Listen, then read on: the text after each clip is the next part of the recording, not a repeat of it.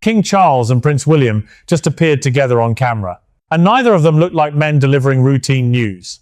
The joint statement released from Buckingham Palace minutes ago has stopped the United Kingdom cold, not because of its length, not because of its formality, because of what it confirmed, and because of the single name at the center of it. Prince Louis, the youngest child of William and Catherine, 7 years old, and now the subject of a palace announcement that nobody who watched it will forget quickly. Charles spoke slowly. Each word carried visible weight. William stood beside him, jaw set, eyes forward, the practiced stillness of a man holding himself together through discipline rather than calm. Catherine was not present. That absence alone told half the story before either man had finished a sentence. What they confirmed has been circulating in whispers behind palace walls for months. But whispers and confirmation are entirely different things. Tonight the palace confirmed it. And the implications for Louis, for his parents, for the line of succession, and for a monarchy already navigating more turbulence than it has faced in a generation are significant enough that the full picture deserves to be laid out clearly and completely. That is what we are doing tonight. The statement, what led to it, what Catherine has been carrying privately for longer than anyone outside those walls knew, what the diagnosis actually means, and where the royal family goes from here. To understand why this confirmation lands with the weight it does, you have to understand what preceded it. The signs were not invisible. They were managed. There is a meaningful difference between a family protecting a child's privacy and an institution suppressing information that the people inside it had already determined was too consequential to release on any timeline, but their own. What emerged from palace sources in the weeks before tonight's statement suggests the latter had been underway for some time. Catherine noticed first. That is consistently how this story has been described by people with proximity to the family. Not the royal physicians, not the senior advisors, not the communications team running careful calculations about timing and narrative. The mother, watching her youngest child in the private moments that do not appear in official photographs or curated public appearances. The changes were subtle initially. A shift in energy at events he had previously approached with his characteristic enthusiasm. Moments of stillness that lasted slightly too long. Physical cues that a mother who has spent every day with her child would register before any clinical observation could formally document them. Catherine began asking questions, and the answers she received from within the palace medical and advisory structure were, by multiple accounts, designed more to manage her concern than to address it. She was told to wait. She was told the timing was not right for formal evaluation. She was told that moving too quickly could create a media environment that would harm Louis more than any underlying issue. Every response she received prioritized institutional optics over the urgency she was communicating. And by every account available, that gap between what she was asking for and what she was being given became its own source of anguish, separate from and compounding the fear she was already carrying about her son. Before we go deeper into what Catherine's private fight looked like and what the diagnosis ultimately revealed, I want to say something to anyone watching this channel for the first time. This is where we cover the royal family the way it actually functions, not the ceremonial version, not the version shaped by palace press releases, but the human reality inside an institution that has always prioritized its own continuity above the individual cost of maintaining it. If that level of coverage is what you are looking for, subscribe now and turn on notifications. Every development in this story as it moves forward, and it will keep moving, we cover it here with the detail it deserves. Drop a comment below as well. Tell us what struck you most about tonight's announcement, whether it was William's visible distress, whether it was Catherine's absence, whether it was the specific language Charles used or deliberately avoided. The conversation in the comments on this channel is consistently worth reading, and we engage with it.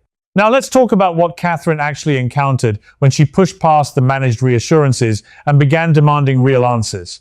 The decision to seek independent medical perspective outside the palace's own approved channels did not come easily and did not come quickly.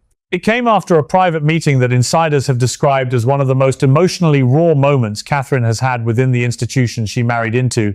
She sat down with Charles and William together, not in a formal setting, in one of the palace's private rooms, away from staff and advisors. And she told them everything she had been observing, everything she had been told in response, and everything she believed the gap between those two things meant for her son. She was not composed during that meeting. Multiple sources describe her as visibly broken, shaking, tearful, direct in a way that the careful performance of royal composure does not typically permit. William, by those same accounts, was caught. He is simultaneously a father who loves his son without qualification and the future king of an institution that has spent centuries teaching the men who will lead it to absorb personal pain privately. Those two things were pulling in opposite directions in that room. He did not say nothing, but he did not say enough, not in the way Catherine needed. Charles responded with caution. He spoke about process and timing and the importance of managing information carefully. He used the language of institutional stewardship. He did not use the language of a grandfather sitting across from a mother who was terrified about her child. Catherine left that meeting understanding something clearly. If answers were going to be found, she was going to have to find them herself. What followed was a private pursuit that required her to navigate around the very machinery she lives inside. She reached out to medical professionals with no direct palace affiliation. She consulted individuals who had worked with the family in previous generations, people who understood what it meant to protect a royal child from the institutional interests that inevitably surround one. She built a picture of what she was observing piece by piece, outside the official channels that had consistently told her to wait. What that picture showed her confirmed her worst fears. And the formal diagnosis that eventually followed confirmed them again, in clinical language, on paper, with a specificity that removed all remaining room for reassurance. The diagnosis is neurological, progressive in its nature, developmental in its impact, and carrying implications that extend beyond Louis himself into questions the palace has been trying not to ask directly. It affects motor coordination and cognitive development. The early presentation is subtle enough that it can be misread as ordinary childhood variation, which is precisely how it was misread, or presented as having been misread, for the period during which Catherine's concerns were being managed rather than addressed. But the trajectory is not subtle. The clinical picture, as it develops, is one of increasing challenge across multiple functional domains, with the most significant impacts projected to manifest during adolescence. Royal physicians who reviewed the case were, by accounts that have reached people outside the palace, not without their own alarm. The rarity of the condition, its specific neurological signature, made it genuinely difficult to identify from early indicators alone. That much appears to be medically defensible. What is less defensible is the period after those indicators became clearer, during which the institutional response remained focused on timing and optics, while a child's family was being told to exercise patience. The genetic dimension complicated everything further. Medical consultation raised the possibility, not a certainty, but a possibility grounded in documented family history, that this condition carries a hereditary component. Research into related cases within extended family lineage produced findings that, according to sources familiar with the internal discussions, deepened the palace's anxiety considerably. Not primarily about Louis, about what it meant structurally, about the line of succession, about questions the monarchy had no existing framework for addressing. Those conversations happened, they are still happening, and they represent a dimension of this situation that the palace's public statement tonight addressed obliquely at best. We are at the midpoint of tonight's breakdown, and what is emerging is a story with multiple simultaneous dimensions: the medical reality, the institutional response to it, Catherine's private battle to cut through that response, and the structural questions now facing a monarchy that was not designed to handle this particular kind of challenge openly. If you are finding this coverage useful, if you want the full picture rather than the version shaped by what the palace is comfortable releasing, subscribe and hit the notification bell. We will be here with every development as this story continues to move.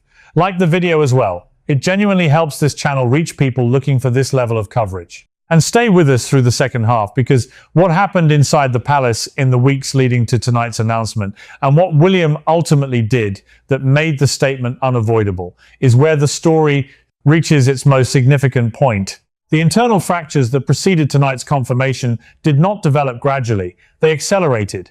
Queen Camilla's role in the period of delayed disclosure has been described by multiple sources, not as passive support for institutional caution, but as active participation in the management of information flow. Private conversations with senior advisors, influence applied to what was being prepared for potential release and when. A consistent position that public disclosure of a health crisis involving a royal child, particularly under a reign, still consolidating its public legitimacy, carried risks that outweighed the transparency arguments being made by others inside the family. Her concern, as it was articulated in those private exchanges, was not without a certain institutional logic. The monarchy under Charles and Camilla has been navigating a public trust environment that has offered less margin for error than previous reigns. A health crisis involving the youngest Wales child, disclosed without careful preparation, carried genuine potential to become a destabilizing news cycle at a moment when stability was already in short supply. But the logic of institutional risk management and the logic of a child's medical needs were not compatible on this timeline. And the people who understood that most clearly were the ones with the least institutional power in the relevant conversations: Catherine and eventually William. Princess Anne engaged directly. Her reputation within the family is one of unflinching directness that does not defer to political calculation, and that reputation was on full display in the conversations that preceded tonight's statement. She argued for transparency on grounds that were both moral and strategic, that suppressing information about a child's health while managing narrative around it would, when it inevitably emerged, cause more institutional damage than honest disclosure would have produced. She was not wrong. The leak from within palace medical channels that preceded tonight's official confirmation proved her point in real time.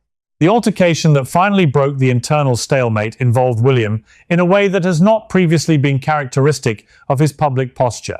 He had spent months operating in the space between his father's institutional caution and his wife's desperate urgency, trying to find a middle path that could satisfy both.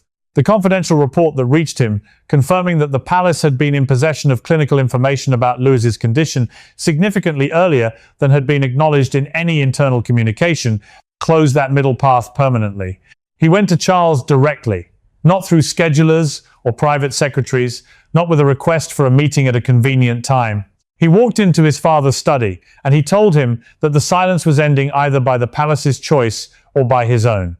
That the public statement would be made, and that the only remaining question was whether it would be made with the institution's participation or over its objection. The statement released tonight was the institution's participation. What Charles and William confirmed in that joint appearance contained several distinct elements that deserve to be understood separately.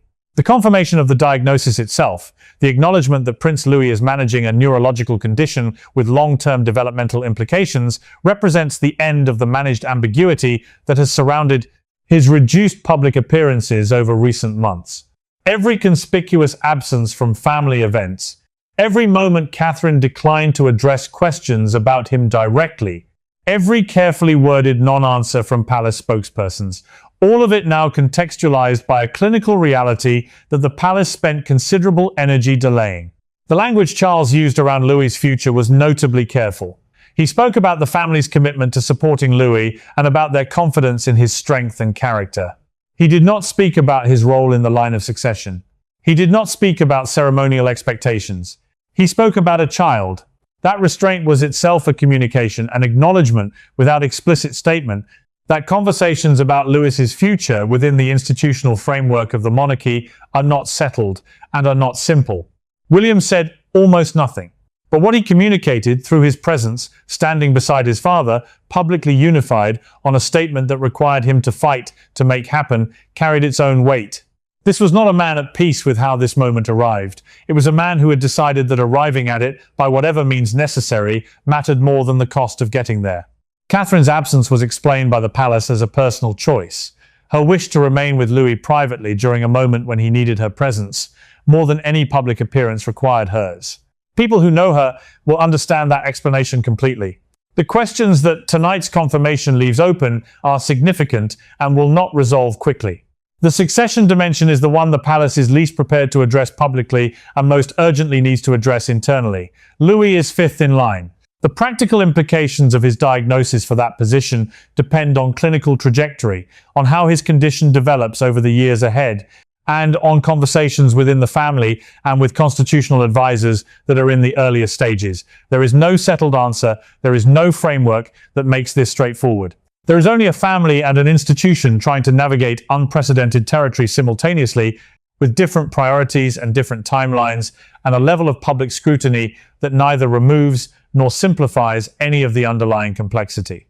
The question of institutional accountability, what it means that a child's mother had to fight the machinery surrounding her to access timely medical answers about her own son, is one that the palace statement tonight did not address, and will likely not address directly, but it is a question that people inside and outside the institution are asking. And the answer to the extent it emerges, will say something significant about whether the monarchy is capable of placing individual welfare above reputational management when the two come into conflict. For now, what is known is this: Prince Louis has a diagnosis. His family knows what it means and is living with that knowledge. His parents have fought in their different ways and at different costs to reach a point where that knowledge is shared rather than suppressed. And an institution that built its public statement around the language of family strength is still in the early stages of understanding what this moment requires of it beyond good communication management. This story is not finished. The medical journey ahead for Louis will produce its own developments. The institutional conversations about succession and role will surface gradually. The questions about how the period of suppression was managed and by whom and at whose direction will not disappear simply because a statement has now been made. We will be here for all of it, every development, every new detail, every moment this story moves. If you want to stay with this coverage, subscribe right now and hit the notification bell. Like the video if this kind of depth is what brings you here. And leave a comment below. Tell us what you took from tonight's announcement, what question it raised for you that the statement left unanswered, what you think the coming months will reveal about this family and the institution they inhabit. The palace gates are closed again tonight, but what passed through them in the last 24 hours has already changed what lies on the other side. We will see you in the next episode.